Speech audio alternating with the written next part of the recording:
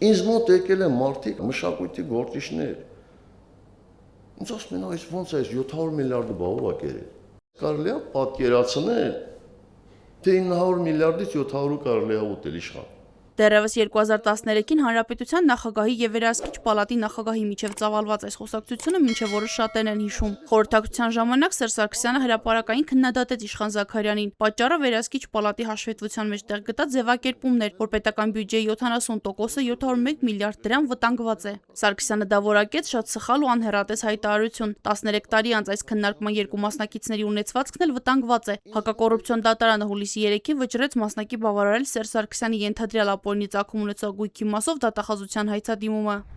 Երրորդ նախագահից կբռնագանձվի Տերյան փողոցում գտնվող բնակարանի 38%-ը, նույն փողոցում գտնվող ավտոկայանատեղին, ևս մեկ ավտոկայանատեղի 38%-ը, բանկում ներդրված ավանդները եւ դրանց տոկոսագումարները, ընդհանուր 277 միլիոն 714 հազար դրամ, 352 միլիոն 438 հազար դրամ։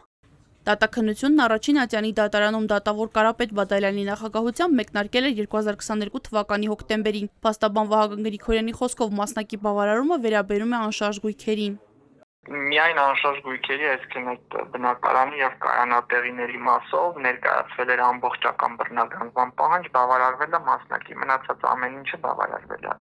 Ի սկզբանե գործով անցնում էին Սերժ Սարգսյանի ընտանիքի բոլոր անդամները, սակայն հետագայում դատախազությունը հրաժարվեց Անուշ Մինասյանի դեմ ներկայացված հայցապահանջից։ Նշենք, որ Անուշ Մինասյանը Սուրբ Աթոռում Հայաստանի նախկին դեսպան Միքայել Մինասյանի կինն է։ Փաստաբանը պնդում է, գույքի ձեռքբերման վերաբերյալ իրենց հիմնավորումները դատարանը հաշվի չի առել։ Վճիռը բողոքարկելու են հակակոռուպցիոն վերաքննիչ դատարան։ Ամբողջությամբ կարելի է ասել, բոլոր կետերի մասով մեր պնդումները ներկայացրել ենք։ Դրանք որևէ մեկը հաշվի չի առնվել, այստեղ խոսքը շատ ակնհայտ փաստերի մասին է գնում։ Թե ինչ հանգամանքների մասին է խոսքը, փաստաբանը չասաց։ Դրանց մասին կբարձրաձայնեն, երբ որոշմանն ավելի մանրամասն ծանոթանան։ Դուք պարզ պետք է հասկանաք, որ որևէ մեկը ձեր կարծիքը չի ակնկալում լսել։ Բոլորի համար մեկ է, թե դուք ինչ կարծիք ունեք դատախազության մասին, կամ մեկ ուրիշի մասին, դուք հիասթափված եք, ոգևորված եք։ Ամբողջ հասարակությունը խոսում է նրա մասին, որ 700 միլիարդ փող են լափել։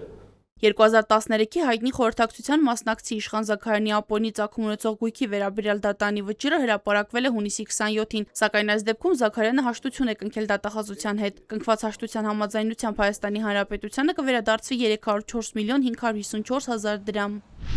Իշխան Զաքարյանի հասցեին սուր քննադատությունից հետո Սերժ Սարգսյանը 2013-ի նոյեմբերին նրան կրկին առաջադրեց Վերահսկիչ պալատի նախագահի պաշտոնում։ Զաքարյանը տարբեր փուլերում եղել է նաև խորհրդարանում 1995-ից 99-ին ԱԺ պատգամավոր, 2007-ին ԲՀԿ համամասնական ցուցակով պատգամավոր եւ ԱԺ փոխնախագահ, իսկ 2017-ից 19-ին Ծառուկյան դաշինքի պատգամավոր։ Իշխան Զաքարյանը պատգամավոր է դարձել նաև Սերժ Սարգսյանի առաջնորդած դաշինքով 6 ամիս անց լքել է ընդդիմադիր պատիվ ունեմ խմբակցությունն ու դարձել անկախ պատգամավոր։ Նա քաղաքացիական պայմանագրի հետ կողմ է քվեարկել, որ իշխանության թեկնածուն Վահագն Խաչատուրյանը ընտրվի Հայաստանի նախագահ։ Զաքարյանը խորհրդարանում ամենաշատը բացակայած պատգամավորներից մեկն է։ 2024-ին կարճվել է նաև Իշխան Զաքարյանի նկատմամբ քրեական հետապնդումը, որը հարուցվել էր 2021 թվականի ընտրություններից հետո։